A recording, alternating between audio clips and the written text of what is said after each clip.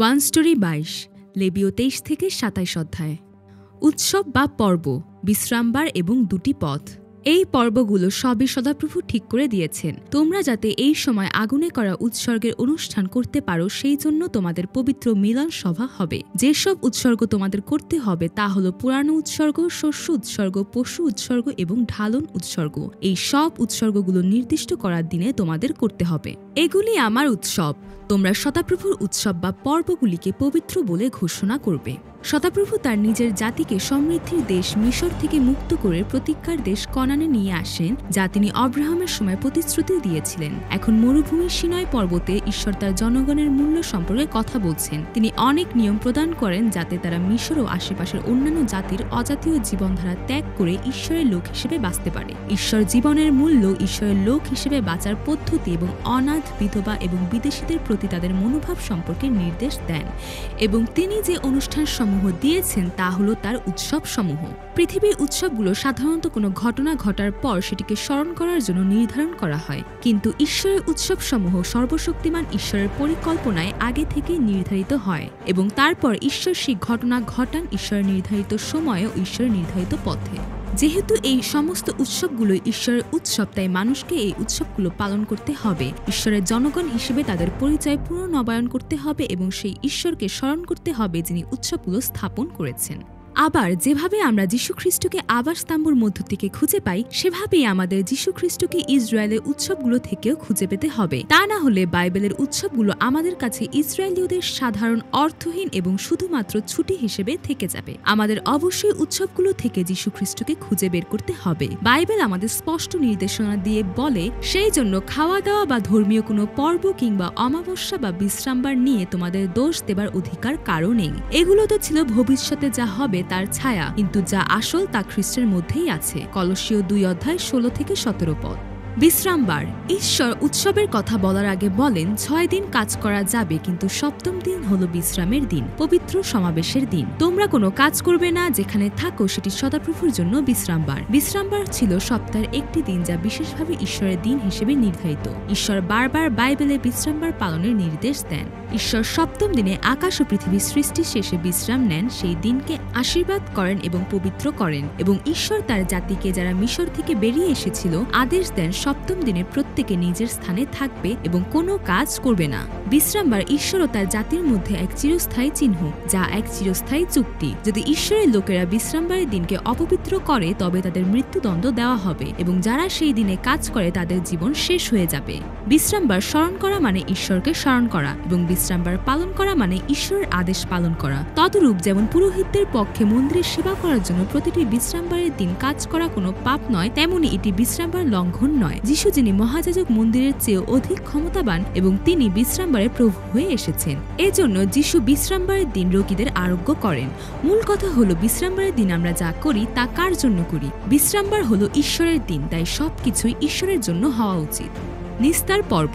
নিস্তার পর্ব উৎসব সৌর ক্যালেন্ডারের 4th মাসে 14 জানুয়ারি বসন্ত ঋতুতে উদযাপন করা হতো। ঈশ্বরের নির্দেশ অনুযায়ী 10ম দিনে ইসরায়েলীয়রা একটি নির্দোষ 1 বছরের পুরুষ ভেড়া বা ছাগল প্রতিটি পরিবারের জন্য একটি করে নেয় এবং 14th দিনে সেটি জবাই করে। তারা সেই রক্তটি তাদের ঘরের দরজার দিকগুলো এবং উপরের অংশে লাগিয়ে দেয়, যেখানে সেই ভেড়া খাওয়া হতো। যাত্রা পুস্তক 12:3 থেকে 7 পদ। সেই রাতে তাদের অবশ্যই তাদের পোশাক কোমরে গুজে রাখতে হবে, পায়ে স্যান্ডেল, হাতে লাঠি নিয়ে প্রস্তুত থাকতে হবে। ভেড়ার মাথা, পা ও ভেতরের অঙ্গ সহ মাংস আগুনে পুড়িয়ে দ্রুততার সাথে খামিহীন রুটি ও তিতা শাকসবজির সাথে খেতে হবে। কোনো কিছু সকাল পর্যন্ত রেখে দেওয়া যাবে না এবং কোনো হাড় ভাঙা যাবে না, বাকি সকল অংশ পোড়ানো হবে। ঈশ্বর মিশরের সমস্ত প্রথম জন্মকে হত্যা করেন, তা সে মানুষ হোক বা পশু, এবং মিশরের সমস্ত দেবতাদের বিচার করেন, যা দ্বারা ঈশ্বর নিজেকে একমাত্র ঈশ্বর হিসেবে প্রমাণ করেন। যখন ঈশ্বর মিশরকে শাস্তি দেন, তখন কেবল একটি চিহ্নই বাঁচার পথ ছিল, একটি প্রস্তুত ও জবাই করা মেষশাবকের রক্ত। এটি এই কারণে নয় যে তারা মিশরীয় হওয়ার কারণে শাস্তি পেয়েছিল বা ইসরায়েলের বংশধর হওয়ার কারণে প্লেগ থেকে বেঁচে গিয়েছিল, বরং এটি ছিল ঈশ্বরের পরিকল্পনা এবং রক্তের মাধ্যমে মুক্তি।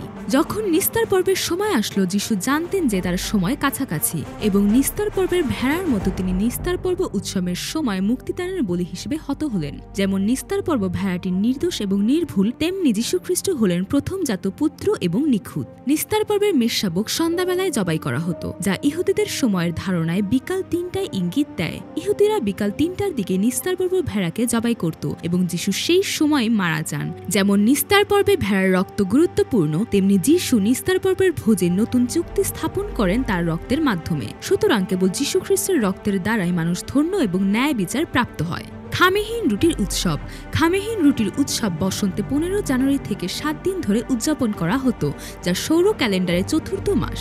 এই উৎসব যা নিস্তার পর্ব ও প্রথম ফল উৎসবকে অন্তর্ভুক্ত করে খামেহীন রুটির উৎসব নামেও পরিচিত ছিল। 7 দিনের জন্য ইসরায়েলীয়দের শুধুমাত্র খামেহীন রুটি খাওয়ার নির্দেশ দেওয়া হয়েছিল। যে রুটিতে খাম নেই তা খামেহীন রুটি। যখন মিশরের সমস্ত প্রথম সন্তান মারা গেল, ইসরায়েলীয়রা পুড়িয়ে প্রস্তুত করা ভেড়া খেয়েছিল এবং যেসব রুটি তখনও খামি দেওয়া হয়নি সেই ময়দার পাত্র কাঁধে বেঁধে দ্রুত মিশর ত্যাগ করেছিল। পরে তারা সেই ময়দা দিয়ে রুটি তৈরি করেছিল এবং তা খেয়েছিল, যা পরিচিত ছিল দুঃখের রুটি নামে। খামেহীন রুটি মূল ভাষায় সমাধিস্থল অন্ত্যেষ্টিক্রিয়া অর্থ বহন করে, যা যীশুখ্রিস্টের জীবনকে নির্দেশ করে, যিনি মেষশাবকের মতো মারা গিয়েছিলেন এবং কবরস্থ হয়েছিলেন। ইসরায়েলীয়দের লোহিত সাগরের মৃত্যু এবং পুনরুত্থান খামেহীন রুটির উৎসবের একটি ঘটনা ছিল। বাইবেল লোহিত সাগরের এই ঘটনাকে বাপ্তিস্ম বলে অভিহিত করেন, আর বাপ্তিস্ম মানে আত্মিক মৃত্যু। খ্রিস্টানরা তারা যারা যীশুখ্রিস্টের সঙ্গে একসঙ্গে মরেছে, পুনরুত্থিত হয়েছে এবং যীশুখ্রিস্টের সঙ্গে মিলিত হয়েছে। রোমীয় 6 অধ্যায় 3 থেকে 4 পদ। এছাড়াও 7 দিন ধরে খামেহীন রুটির উৎসব পালন করার অর্থ হলো, যেমন উৎসবের প্রথম দিনের পরে তারা খামেহীন রুটি খেত, তেমনি যীশুখ্রিস্টের পুনরুত্থানের পরে আমাদের যীশুখ্রিস্টকে, যিনি খামেহীন রুটি এবং ঈশ্বরের বাক্যকে আঁকড়ে ধরে থাকতে হবে। কারণ বাইবেলে খাম ইস্ট সাধারণত ভুল শিক্ষা, ভণ্ডামি, ব্যভিচার এবং পাপের প্রতীক হিসেবে চিত্রিত করা হয়। তাই খামেহীন রুটি খাওয়া বোঝায় যীশুখ্রিস্টকে, যিনি পাপহীন রুটি এবং যিনি জীবনের রুটি। এইভাবে যীশুর মৃত্যু এবং পুনরুত্থান পুরনো নিয়মের পূর্ণতা এবং প্রাপ্তি। উৎসবের প্রথম দিন। উৎসবের প্রথম দিন বসন্ত ঋতুর 16 জানুয়ারি উদযাপিত হতো, যা সৌর ক্যালেন্ডারের চতুর্থ মাস। এই দিনটি প্রথম ফসলের গুচ্ছ ঈশ্বরের উদ্দেশ্যে দোল উৎসর্গ হিসেবে তুলে ধরার উৎসব ছিল। এটি ইসরায়েলীয়রা প্রতিশ্রুত দেশ কনান দখল করার পর কৃষিকাজ শুরু করার সময় পালন করেছিল। ফসলটি যাজকের কাছে নিয়ে এলে যাজক ফসল ঈশ্বরের সামনে দুলিয়ে তা গ্রহণযোগ্য উৎসর্গ হিসেবে তুলে ধরতেন। দোল উৎসর্গ মানে হলো ফসলটি জীবিত থাকা, জাগ্রত হওয়ার জন্য দুলিয়ে উপস্থাপন করা। উৎসবের প্রথম দিন যিশুর পুনরুত্থানের প্রতীক। যেমন যিশু বলেছিলেন যে তিনি পুনরুত্থিত হবেন, তেমনি প্রথম দিনের নৈবেদ্য ছিল বিশ্রামের দিনের পর দিন, অর্থাৎ সপ্তম দিনের পর দিন উৎসর্গ করা হতো। তিনি শুক্রবার ক্রুশবিদ্ধ হয়েছিলেন, শনিবারে কবরস্থ ছিলেন এবং রবিবার বিশ্রামের পর প্রথম দিনে পুনরুত্থিত হয়েছিলেন। পৌল বলেন যিশু তাদের মধ্যে প্রথম ফল, যিনি মৃতদের মধ্য থেকে পুনরুত্থিত হয়েছেন। প্রথম দিনের প্রথম ফসল উৎসর্গ করা বোঝায় যে সবকিছু ঈশ্বরের। প্রথম ফল বোঝায় যারা তার সঙ্গে যুক্ত থাকবে তারা বাঁচবে, যারা যীশু খ্রিস্টের রয়েছে তারা যীশুর সঙ্গে পুনরুত্থিত হবে। এই কারণে প্রথমে কাটা ফসলের একটা আটি দোলানো নৈবেদ্য হিসেবে উৎসর্গ করা হয়।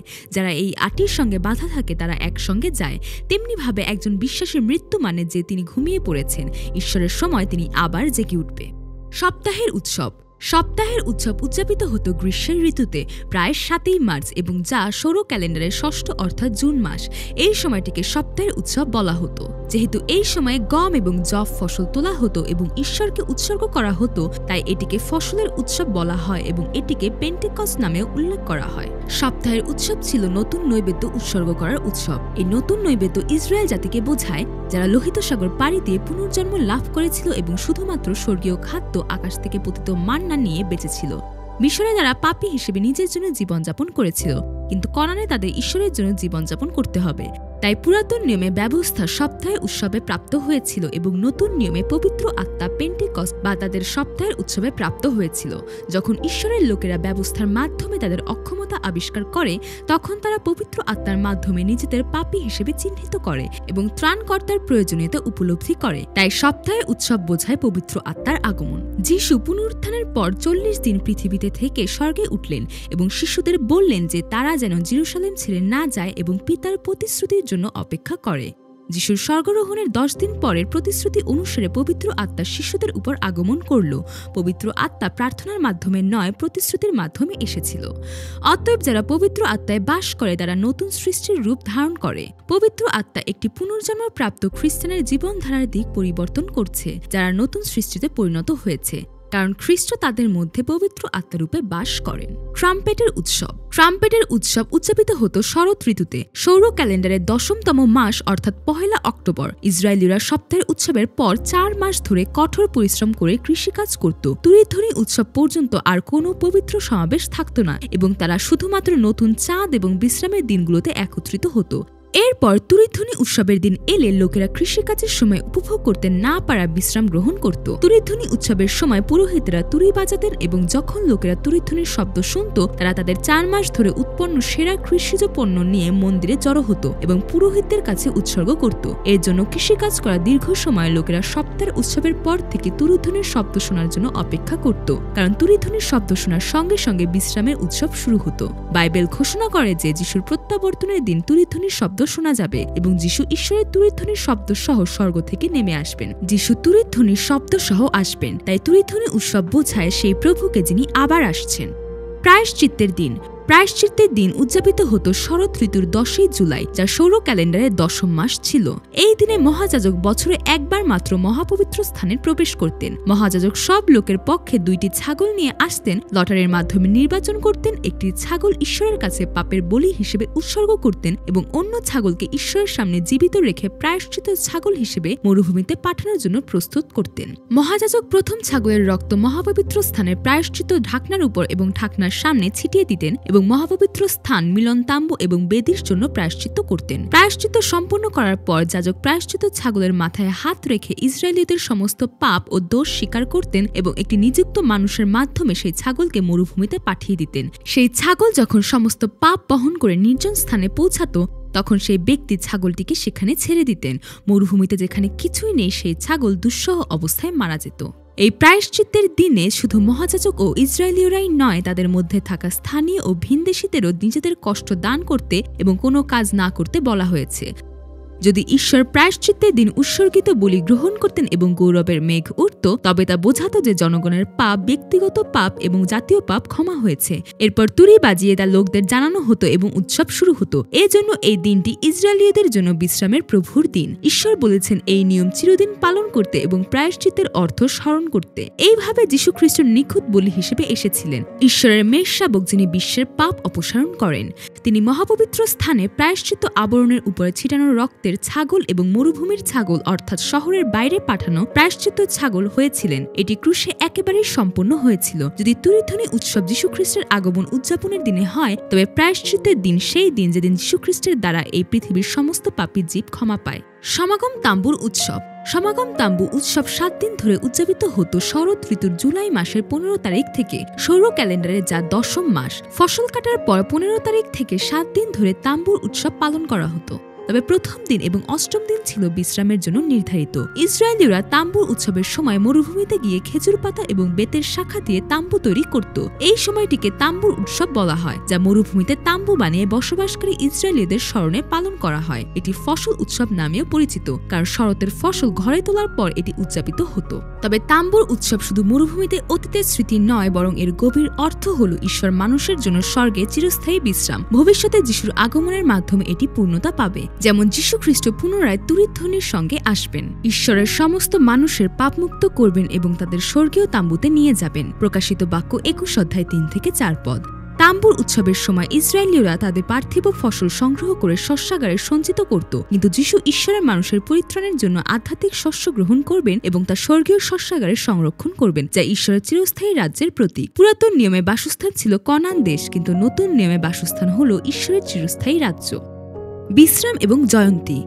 ঈশ্বর মোশিকে নির্দেশ দিলেন যে যখন তারা কনান দেশে প্রবেশ করবে, যেই দেশে ঈশ্বর তাদের পাঠাচ্ছেন, তখন 6 বছর ধরে তাদের জমিতে চাষ করবে, আঙুরের বাগান চাষ করবে এবং ফসল উৎপাদন করবে, কিন্তু 7ম বছরে জমি বিশ্রাম নেবে এবং চাষের কাজ বন্ধ রাখতে হবে। এই সময় ঈশ্বরের জন্য একটি বিশ্রামের বছর হিসেবে তারা জমিতে বীজ বপন করতে পারবে না, আঙুর বাগান চাষ করতে পারবে না, এমনকি পূর্ববর্তী ফসল থেকে যা বেড়ে উঠেছে তা কাটতে পারবে না বা ফেলে রাখা লতাগুলোর ফল সংরক্ষণ করতে পারবে না, কারণ এটি জমির বিশ্রামের জন্য নির্ধারিত ছিল।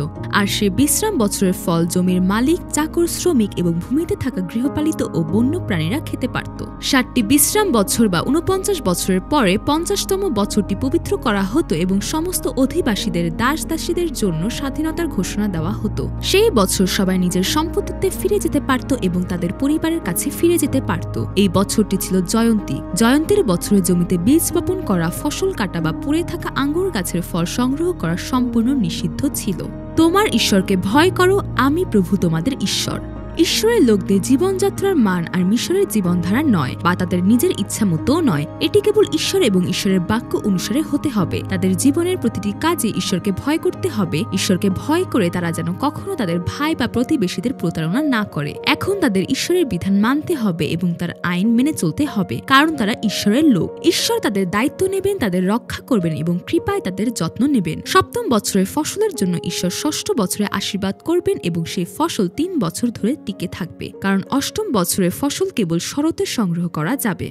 যদি আমরা ঈশ্বরকে ভয় করি এবং ঈশ্বরকে ঈশ্বর হিসেবে স্বীকার করি, তবে তিনি তার লোকদের এই পৃথিবীতে রক্ষা করবেন। এটি মরুভূমির সাক্ষ্য। তাদের জমি, ঘরবাড়ি, দরিদ্র এবং চাকরদের ব্যাপারে ঈশ্বরের বিধান অনুযায়ী কাজ করতে হবে। তারা যেন অন্য জাতিদের জীবনধারা অনুসরণ না করে বা নিজেদের ইচ্ছামতো জীবনযাপন না করে, কারণ এখন ইসরায়েলীয়রা মিশরের রীতিনীতি এবং মিশরের রাজার দাসত্ব থেকে মৃত্যু লাভ করেছে এবং ঈশ্বরের লোক হিসেবে পুনরুত্থিত হয়েছে। তাই ঈশ্বর বারবার বলেছিলেন, আমি তোমাদের ঈশ্বর সদাপ্রভু, যিনি তোমাদের মিশর থেকে বের করে এনেছি করান দেশ দেওয়ার জন্য এবং তোমাদের ঈশ্বর হওয়ার জন্য। তোমরা আমার সেবাকারী হবে। বাইবেল বলে, কেননা ইসরায়েল সন্তানগণ আমারই দাস, তাহারা আমার দাস, যাহাতেওকে আমি মিশর দেশ হইতে বাহির করিয়া আনিয়াছি। আমি সদাপ্রভু তোমাদের ঈশ্বর। লেবীয় পুস্তক 25 অধ্যায় 55 পদ। তোমরা যদি ঈশ্বরের বিধি ও আদেশ পালন করো। ঈশ্বর ইসরায়েলীয়দের বলেছেন তারা যেন নিজেদের জন্য কোনো মূর্তি তৈরি না করে, খোদাই করা পাথর বা পবিত্র পাথর স্থাপন না করে এবং খোদিত পাথরের সামনে মাথা নত না করে, বরং তাদের উচিত ঈশ্বরের বিশ্রামের দিন মানা, ঈশ্বরের পবিত্র স্থানকে ভয় করা এবং তার বিধি ও আদেশ অনুসরণ করা। ঈশ্বর বলেছেন যদি তারা এসব মেনে চলে, তবে তিনি তাদের যত্ন নেবেন, তাদের ফলপ্রসূ করবেন এবং তাদের সংখ্যা বৃদ্ধি করবেন এবং ঈশ্বরের সঙ্গে করা তার চুক্তি পূর্ণ করবেন। ঈশ্বর তাদের সঠিক সময় বৃষ্টি দেবেন, জমি উর্বর করবেন যাতে তারা পর্যাপ্ত খাদ্য পেতে পারে এবং পরিতৃপ্ত হয়। ঈশ্বর তাদের জমিতে নিরাপদে বসবাস করার সুযোগ দেবেন এবং তাদের শান্তি দেবেন যাতে তারা কারো ভয় না পায়। ঈশ্বর তার লোকদের সঙ্গে সম্পর্ক স্থাপন করবেন, তাদের ঈশ্বর হবেন এবং তারা হবে তার লোক। ঈশ্বর স্মরণ করিয়ে দেন তিনি তাদের মিশর থেকে বের করে এনেছেন, দাসত্ব থেকে মুক্তি দিয়েছেন এবং তাদের নিজের দাসত্বে নিয়ে এসেছেন। লেবীয় পুস্তক 26 অধ্যায় 12-13 পদ। যদি ঈশ্বরের বিধান ও আদেশ পালন না করো, যদি ঈশ্বরের লোকেরা ঈশ্বরের কথা না মানে, ঈশ্বরের আদেশসমূহ পালন না করে, ঈশ্বরের বিধানকে অবজ্ঞা করে, তাদের অন্তরে তা ঘৃণা করে এবং সমস্ত আদেশ অনুসরণ না করে, ঈশ্বরের সঙ্গে করা চুক্তি ভঙ্গ করে, তবে ঈশ্বর তাদের শাস্তি দেবেন। ঈশ্বর তাদের উপর মহামারী আনবেন এবং তাদের শত্রুদের দ্বারা পরাজিত করবেন। কিন্তু যদি তারা ঈশ্বরের কথা না শোনেন, তবে ঈশ্বর তাদের 7 গুণ কঠোর শাস্তি দেবেন এবং তাদের খরা দেবেন। যদি তারা তবু ঈশ্বরের কাছে ফিরে না আসে, তবে ঈশ্বর আবার তাদের 7 গুণ কঠিন শাস্তি দেবেন এবং তাদের উপর আরো রোগ বালা পাঠাবেন, বন্য পশু পাঠাবেন। কিন্তু যদি তারা তখনও না ফিরে, ঈশ্বর তাদের 7 গুণ কঠোর শাস্তি দেবেন এবং তলোয়ার পাঠাবেন, রোগ পাঠাবেন, শত্রুদের হাতে তাদের তুলে দেবেন এবং তাদের খাদ্য সরবরাহ বন্ধ করে দেবেন। যদি তারা তবু ঈশ্বরের কথা না মানে, তবে তারা 7 গুণ কঠোর শাস্তি পাবে এবং তাদের নিজেদের পুত্র কন্যার মাংস খেতে হবে। ঈশ্বর তাদের উপাসনার স্থান ধ্বংস করবেন, তাদের ধূপের বেদিগুলো কেটে ফেলবেন, ভাঙা মূর্তির উপরে তাদের মৃতদেহ স্তূপ করে রাখবেন এবং তাদের প্রতি ঘৃণা প্রকাশ করবেন। ঈশ্বর তাদের নগরগুলিকেও ধ্বংস করে ফেলবেন, তাদের উপাসনাগুলিকে ধ্বংস করবেন, তাদের উৎসর্গ গ্রহণ করবেন না এবং তাদের জমিকে এমনভাবে উজাড় করবেন যাতে শত্রুরাও অবাক হয়ে যাবে। পরিশেষে ঈশ্বর তাদের বিভিন্ন জাতির মধ্যে ছড়িয়ে দেবেন। যখন তারা শত্রু দেশে থাকবে, তখন তাদের জমি বিশ্রাম নেবে, আর যারা দেশে রয়ে যাবে তারা দুর্বল হয়ে পড়বে। আমি আমার চুক্তি ভঙ্গ করব না, আমি ঈশ্বর। যখন ঈশ্বরের মানুষ তাদের পাপ উপলব্ধি করে, তাদের পূর্বপুরুষদের পাপ স্বীকার করে এবং তাদের হৃদয়ে নম্র হয়, তখন তারা আনন্দের সাথে পাপের শাস্তি গ্রহণ করবে এবং ঈশ্বর অব্রাহাম, ইসহাক এবং যাকবের সাথে করা চুক্তি স্মরণ করবেন। ঈশ্বর বলেছেন যখন তার লোকেরা শত্রুদের দেশে থাকবে, তখন ঈশ্বর তাদের ত্যাগ করবেন না, ঘৃণা করবেন না, তাদের পুরোপুরি ধ্বংস করবেন না এবং তাদের সাথে করা চুক্তি বাতিল করবেন না, কারণ ঈশ্বর তাদের ঈশ্বর। তিনি সেই চুক্তি স্মরণ করবেন যা তিনি তাদের পূর্বপুরুষদের সাথে করেছিলেন, যাদের তিনি জাতির দৃষ্টিতে মিশর থেকে বের করে এনেছিলেন যেন তারা তার জাতি হয়। এরপর এই কথাগুলোর উপর ভিত্তি করে ইজরা, নেহেমীয় এবং দানিয়েল প্রার্থনা করেছিলেন ইসরায়েলের পতনের পর পুনরুদ্ধারের জন্য। এগুলোই সেই বিধান, আইন এবং নিয়মাবলী যা ঈশ্বর মোশির মাধ্যমে সিনাই পর্বতে ইসরায়েলের সন্তানদের সাথে প্রতিষ্ঠা করেছিলেন। এরপর ঈশ্বর তাদের জন্য আদেশ দিয়েছিলেন, যেমন মানতের মূল্য, ঈশ্বরকে নিবেদন করার গৃহের মূল্য, ঈশ্বরকে নিবেদন করা জমির মূল্য এবং প্রত্যেক নির্ধারিত মূল্য, যেমন প্রথমজাত গবাদি পশু, অপবিত্র পশু এবং দশমাংশ। প্রথম দর্শনের লেবীয় পুস্তক অনেক জটিল এবং বিশদ বিধানসমূহ নিয়ে পরিপূর্ণ মনে হয়, কিন্তু এর মাধ্যমে ঈশ্বর তার পবিত্র আকাঙ্ক্ষা তার জনগণের জন্য প্রকাশ করেছেন। তিনি বারবার বলেন, তোমরা মিশরে যেমন করেছ, যেখানে তোমরা বাস করেছ তা করো না, আর তোমরা কনান দেশে যেমন করে, যেখানে আমি তোমাদের নিয়ে যাচ্ছি, তাও করো না। তাদের প্রথা অনুসরণ করো না। আমার আইন মান্য করো এবং আমার বিধান মেনে চলো। আমি তোমাদের ঈশ্বর। আমার বিধান এবং আইন মেনে চলো, কারণ যে এগুলো মানবে সে তাদের মাধ্যমে জীবিত থাকবে। আমি প্রভু। লেবীয় পুস্তক 18 অধ্যায় 3 থেকে 5 পদ। এটি দেখায় যে ঈশ্বরের আবেগ তার জনগণের জন্য কখনো থামে না। ঈশ্বরের এই ভালোবাসার গল্প, তার পবিত্রতার জন্য এই আগ্রহ চিরকাল চলতে থাকবে। আমেন।